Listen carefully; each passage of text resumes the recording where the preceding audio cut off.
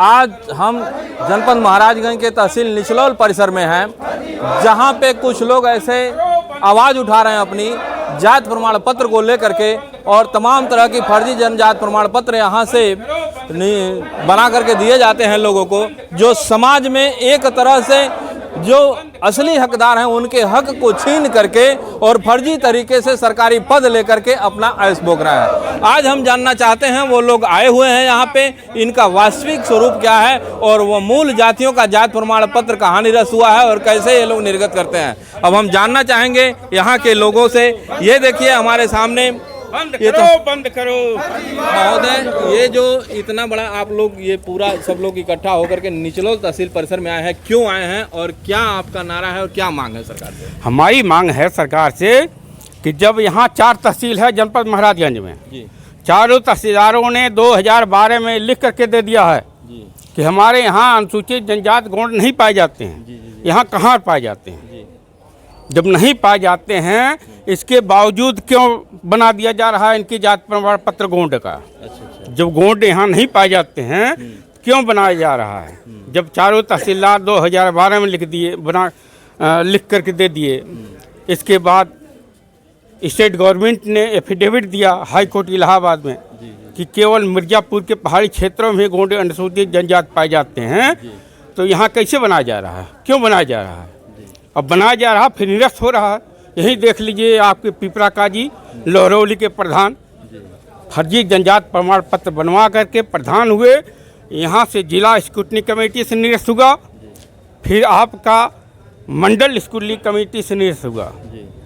अगर फर्जी न पाया जाता तो क्या डीएम और मंडलायुक्त निरस्त करते?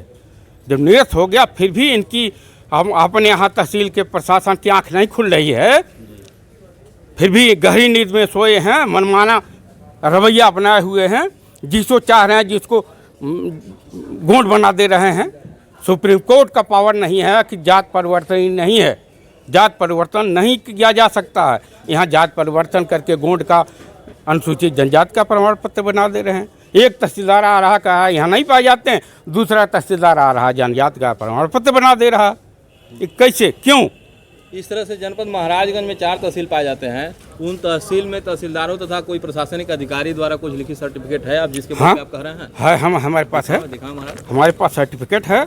चारों तहसीलदारों ने लिख करके दिया है कि यहाँ गौंड अनुसूचित जनजात नहीं पाए जाते हैं। वैसे हम फर्जी थोड़ा बोल रहा हूँ।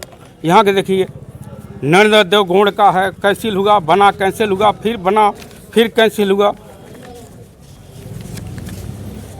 ये देखिए 2012 में चारों तहसीलदारों ने लिख करके दिया है। अच्छा।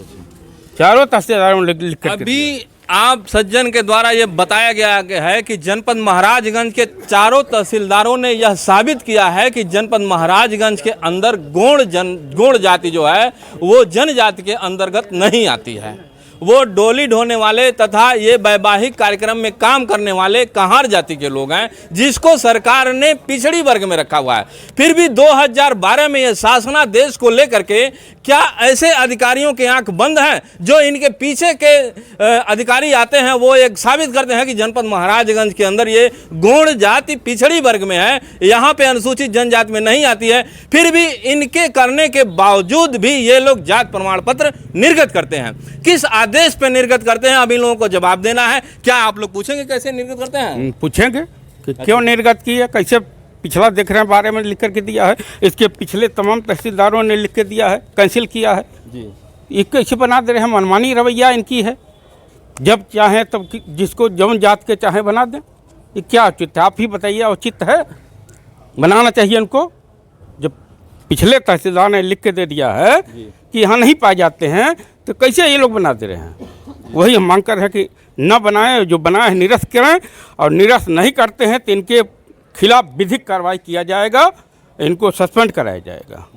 इस तरह से आपके संज्ञान में है कि निचलौल तहसील से कितने जात प्रमाण पत्र निर्गत हुए हैं इन आदेश के बाद? इन आदेश के बाद अभी तो कई निर्गत हुए थे। इन आदेश के बाद ये पिपरा काजी का प्रधान का निरस्त हुआ, लोहरौली का प्रधान का निरस्त हुआ जी।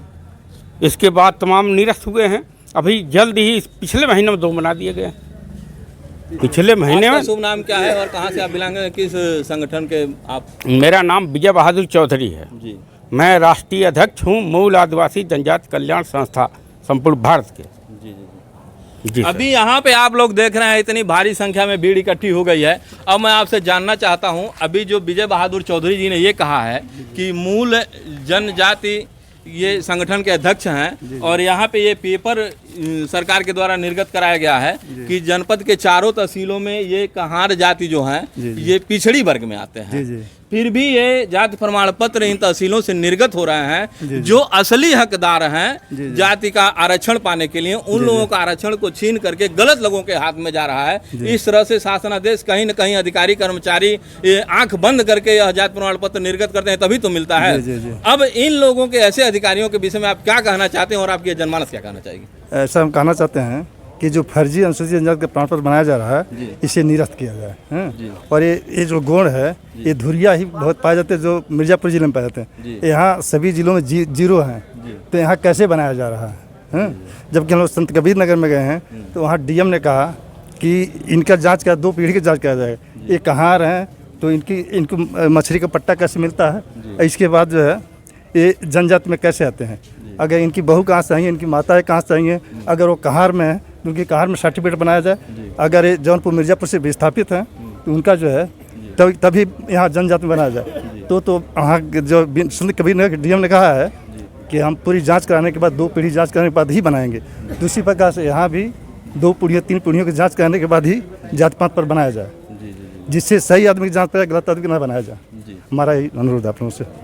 देखिए अभी यहाँ के अभी दूसरे से आप अपना नाम बताएं और परिचय बताओ। अशोक कुमार चौधरी जी ग्राम बिशनपुरा।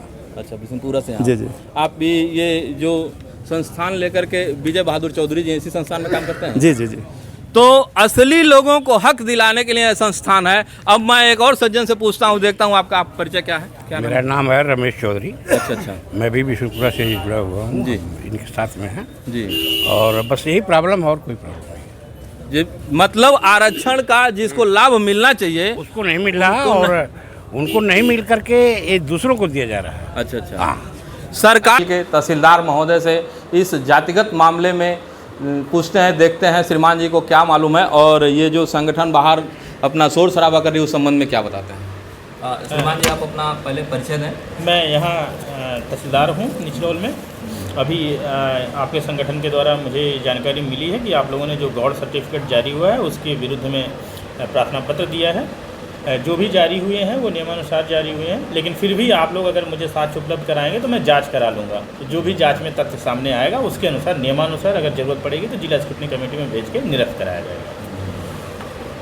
सरकार के द्वारा बनाए हुए प्राविधान के आंख में धूल झोंकना, ऐसे जिम्मेदार लोग कहाँ के ऐसे सही काम कर रहे हैं जिनको सही काम करने के लिए सरकार ने जिम्मा दिया है, वही लोग इस तरह से फर्जीवाड़ा करते हैं। अब देखते हैं कि सरकार के इन आदेशों का ऐसे आला अधिकारियों के द्वारा पालन किया जाता है या फिर ऐसे लीपापोती करके जो आरक्षण के हकदार हैं उनके हक को छीन करके गलत हाथ में दे करके यह लॉ एंड ऑर्डर का इस तरह से दुरुपयोग किया जाता है। आप देख रहे हैं भारत रक्षक न्यूज, मैं अपने सहयोगी राजेश गौतम के साथ आर के शर्मा।